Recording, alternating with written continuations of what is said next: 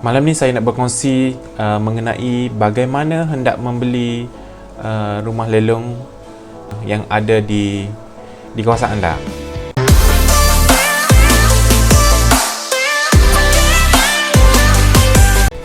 Assalamualaikum warahmatullahi wabarakatuh. Okey, mungkin selepas PKPB ni ada di kalangan anda mungkin ingin membeli rumah lelong, tapi bagaimana? Mungkin anda tertanya kan? Mungkin anda tertanya bagaimana nak beli rumah lelong. Okay. First, saya cerita mengenai apa yang saya pernah lalui 2 tahun lepas dan baru-baru ni. Bagaimana saya membeli rumah lelong? Okay. Okay. First,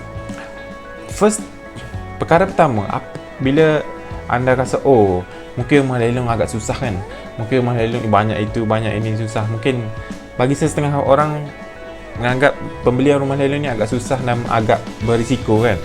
So mungkin saya di sini saya akan cerita sikit saya berceritakan lebih detail bagaimana daripada proses anda mula-mula hingga membeli sampai anda dapat bukan dapat kunci lah sebab rumah lelong kan, sampai anda dapat masuki rumah itu dan duduk renovation, duduklah. Okay. 3 step pertama yang anda kena lakukan. First, anda kena pergi check anda punya secret kan. So kalau okey, so anda call anda punya agent loan lah, agent untuk buat loan kan, agent bank. So agent bank ni kan tanya dia berapa yang anda mampu untuk memiliki untuk membuat loan lah. Okay. Ketiga, apa lagi? Ketiga, 1, 2, 3, dan anda mempunyai deposit sebanyak mungkin bagi saya dalam 15% atau ke 20%. Okay. Nanti saya cerita kenapa 15% ataupun 20% kan untuk itu. Okay. First, okay, bila anda dah layak ini, secret saya anda okey, loan anda okey, deposit anda ada, saya percaya anda pernah tengok dia punya advertising rumah lelong kan, mungkin di sekitar taman anda kan, di sekitar kawasan traffic light kan, dia ada letak rumah lelong kan. So dia ada dua, sama ada anda terfikir okey, bagi setengah orang dia rasa rumah lelong agak susah untuk membuat proses pembelian kan. So ada dua lah, sama ada anda menggunakan agent, anda boleh call agent yang ada ni, yang ada di advertising tu, anda call dia untuk mungkin untuk bertanya dan untuk wakil kepada pihak anda untuk membeli rumah lelong. Kedua, anda boleh beli dengan sendiri. Okey. Di sini yang saya tidak ambil pengalaman saya dulu, saya tidak ambil ejen untuk beli rumah lelong. Saya lebih suka bergerak sendiri ya. So saya akan cerita yang macam mana daripada sebab kalau anda beli rumah lelong melalui ejen kan, anda perlu mungkin dia akan ambil 3% ke 2% daripada rumah lelong tu kan. Kalau katakan rumah lelong tu 1,000, mungkin anda kena bagi dekat dia sebagai bukan deposit, anda kena bagi sebagai fee lah kan, fee ejen tu dalam 3,000 kan. Okay, so yang ejen tu saya tak cerita sebab mungkin rumah lelong melalui ejen tu anda boleh cari sendiri lah. Mungkin ada dalam YouTube macam mana dia ceritakan macam mana daripada ni rumah lelong, dia cerita daripada pembelian melalui ejen. Okay, saya ingin cerita pasal pembelian rumah lelong dengan anda pergi sendiri untuk beli rumah lelong. First, bila anda nampak tu, anda pergi so biasanya bila nak beli rumah lelong, anda tahu dah rumah ni bagaimana kan. Contoh biasa kan, perkara apa yang perlu anda lakukan bila anda tidak memenuhi 3 syarat ni. Anda deposit ni kan, 3 syarat: deposit, 50% deposit 15% ke 20%, securities okey, loan layakkan loan anda tahu berapa akan dapat malai loan ni. Okey, so anda pergilah cari, anda dah ada ni, anda bolehlah tengok, buat survey kata survey physical survey kan, tengok rumah tu macam mana daripada luaran kan, sebab kadang-kadang rumah tu anda tak boleh masuk kan sebab dia berkunci. Dari segi luaran kan, anda boleh tengoklah dekat condition rumah tu kan. Okey, anda pergi check dia punya bil-bil yang tertunggak seperti bil air, bil elektrik, cukai tanah, cukai pintu, apa lagi, utility bill lah. Anda kena check ni sebab anda kena kira semua berapa kos yang akan tanggung kan, berapa kos yang akan tanggung. Okey, untuk ni, untuk semua bil ni. Kalau ada maintenance fee, kalau rumah apartment maintenance fee, anda kena kira semua tu, berapa yang anda perlukan untuk keluarkan sebagai permulaan, wang permulaan untuk membeli rumah kan. Okay, bil rumah lelong ni biasa kalau dia dilelong, dia ada satu orang panggil pengisytiharan jualan. Kalau bahasa Inggeris dia tulis apa, proclaim sale lah tu. Borang pengisytiharan jualan ni, dia dalam tu anda boleh melihat semua tentang term and condition untuk membeli rumah ni kan. So biasanya bagaimana, okey, biasanya benda ni kalau benda ni proclaim of sale ni, biasanya kalau bila di rumah lelong ni, rumah lelong ni biasa benda ni dia akan letak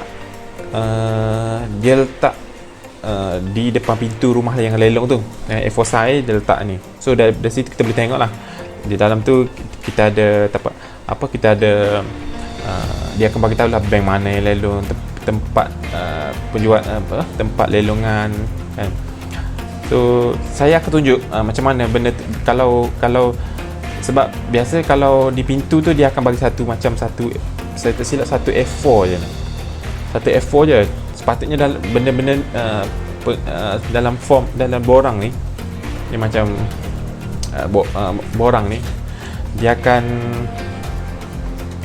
ada dalam 3 atau 4 line dia punya ni. So dalam tu lebih detail, kita boleh tengok kan. So kalau dekat pintu rumah tu anda tak boleh tengok lebih detail, mungkin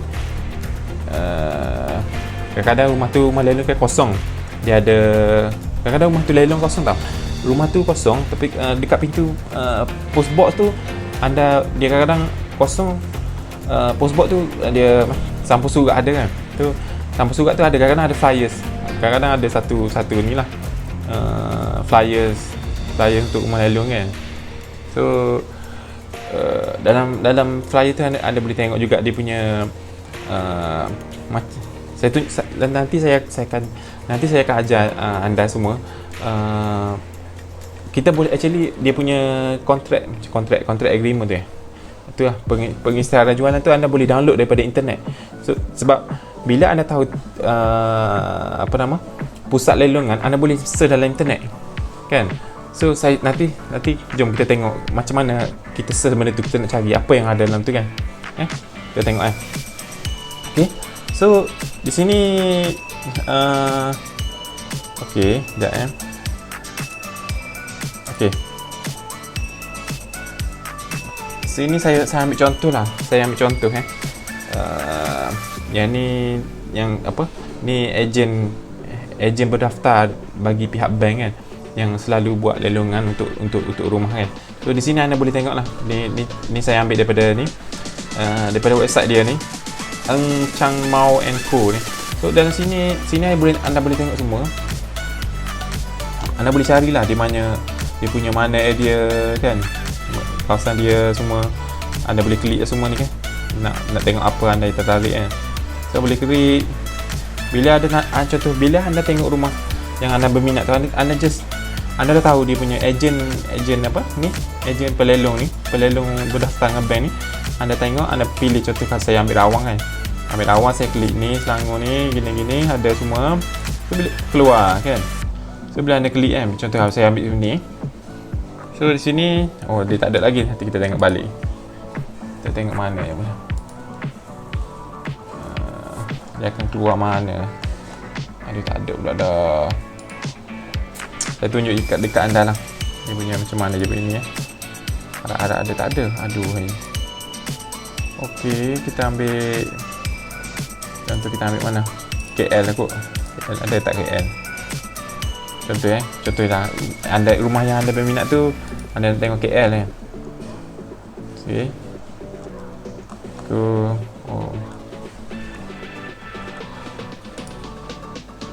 Okey.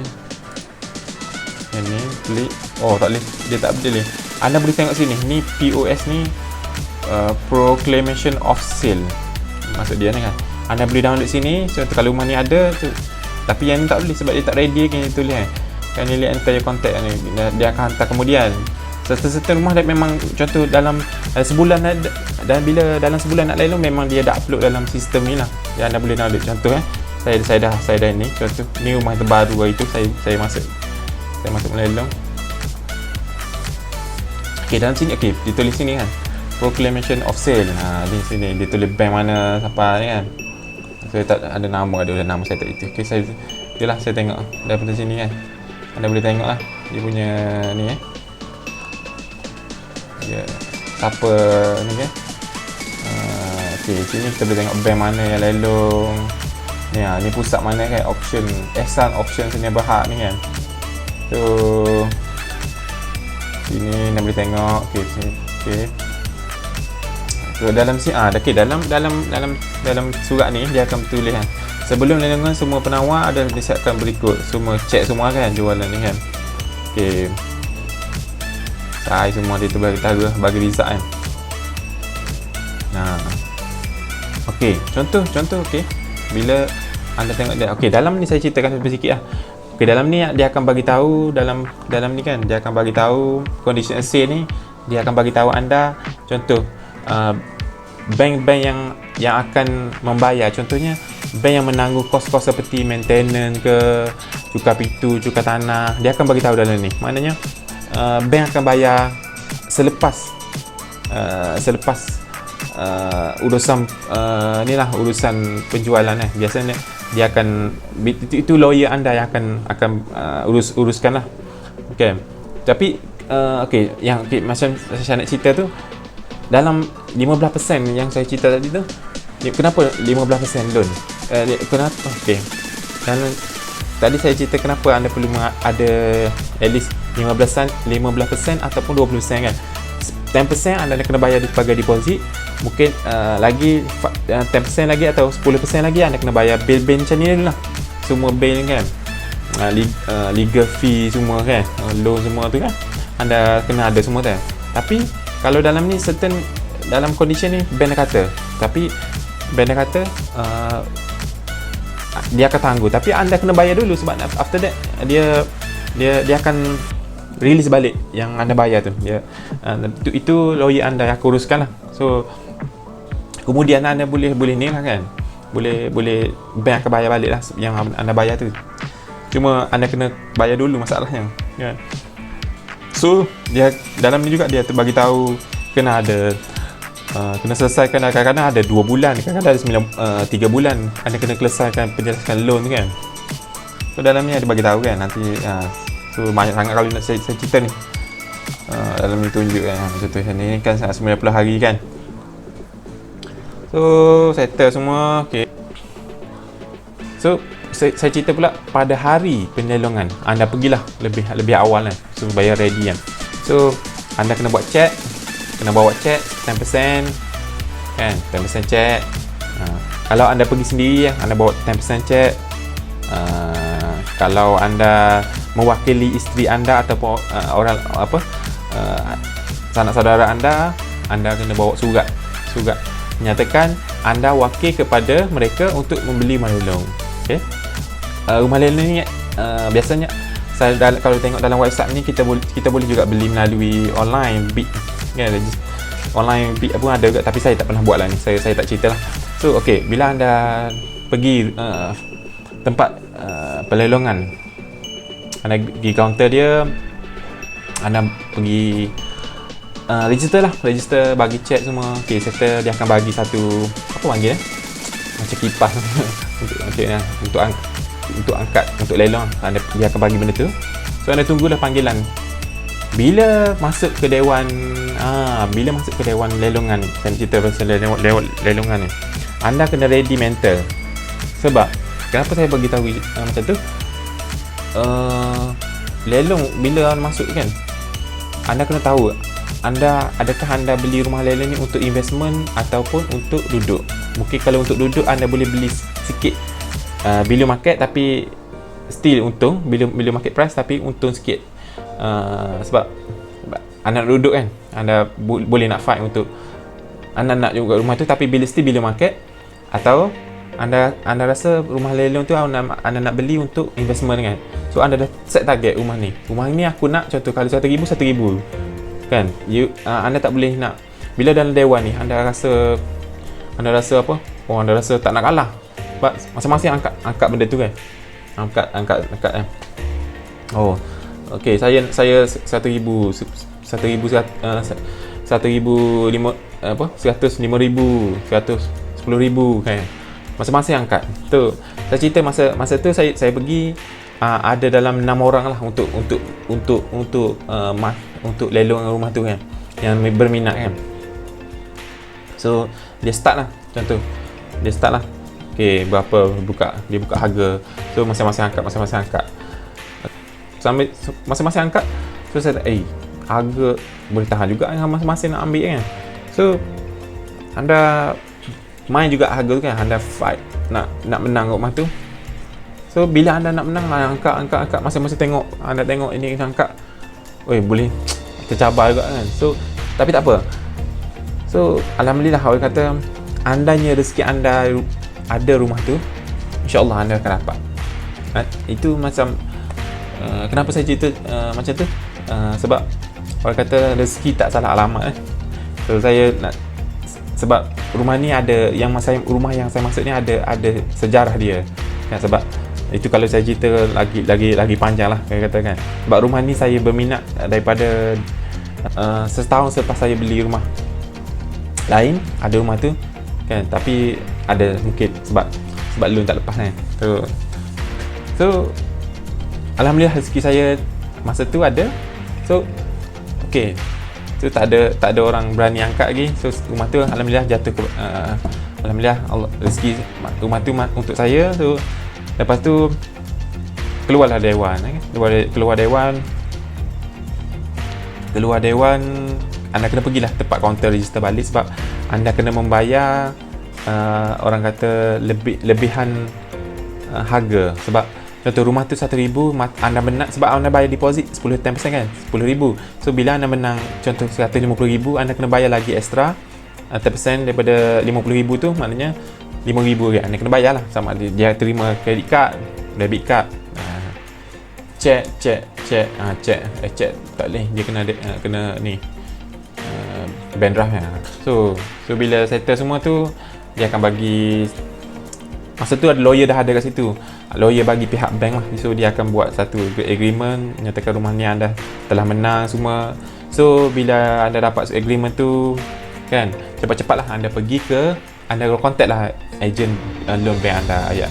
Okey, anda kena contact, bagi tahu dia okey anda dah menang rumah ni. So anda kena bagi copy of the contract tu, pas dekat anda kena bagi dekat agent tu untuk dia proses loan lah. Sebab anda kena cepat-cepatkan bayar loan. Sebab apa?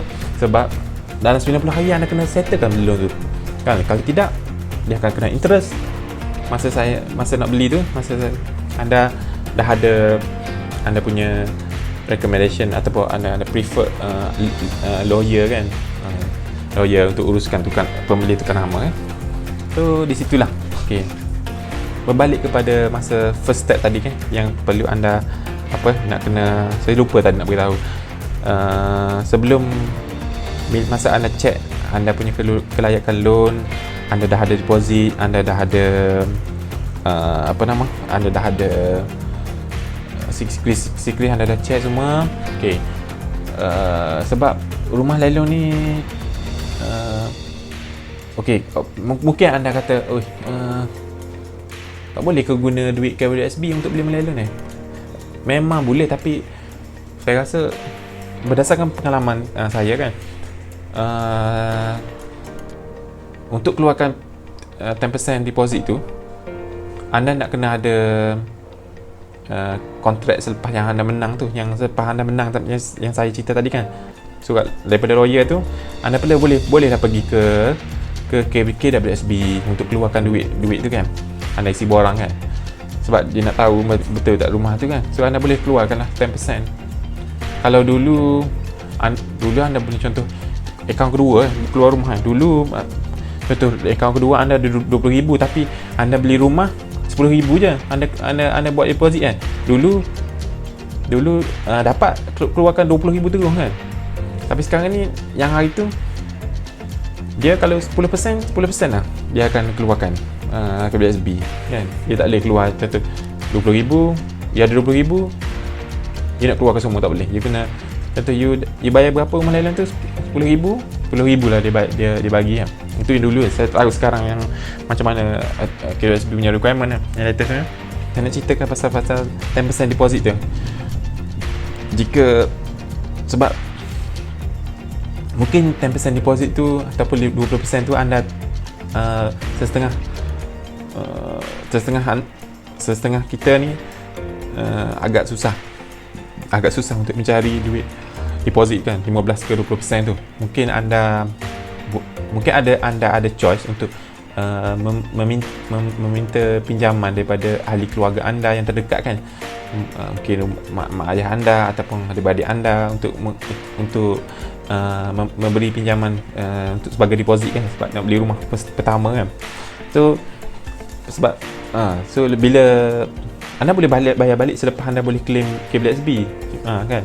Sebab masa saya cerita tadi, yang maksud untuk kita tak boleh keluarkan duit KBSB pergi bid rumah lelong tu. Itu pengalaman saya lah kan. Mungkin perkongsian saya ini dapat membantu sedikit untuk bagi anda yang pertama kali ingin membeli rumah lelong.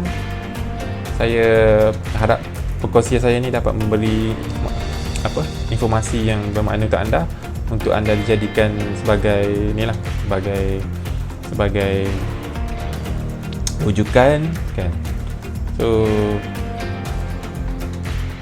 kita berjumpa di hari-hari dengan mengenai topik-topik yang selainnya. Mungkin video sini saya tak fully, mungkin video ni tidak fully cover, sebab ini saya cerita based on saya punya pengalaman. Mungkin penambahan baik tu mungkin boleh orang yang expert di luar sana yang ada lagi lebih menarik kan. Sebab ada setengah dia orang kata beli rumah lelong ni tak payah guna satu sen pun kan. Saya tak tahu macam mana magic dia orang buat.